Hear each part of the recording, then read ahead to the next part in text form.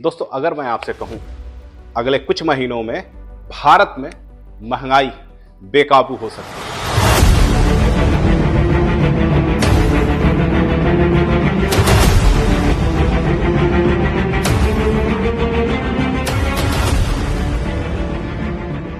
और इसका कारण सिर्फ और सिर्फ पेट्रोल और डीजल नहीं है। असली खतरा कुछ और है, तो आप इग्नोर नहीं कर सकते।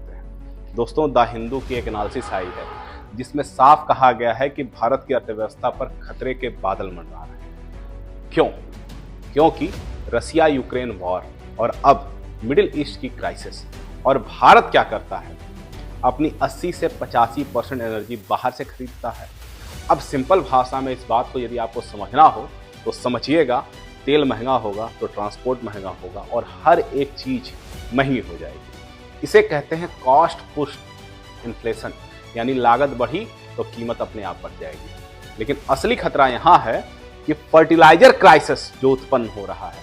अगर यूरिया और खाद नहीं मिलेगा तो खेती गिरेगी, अनाज कम होगा और फिर खाने की चीजें महंगी नहीं दुर्लभ हो जाएंगी।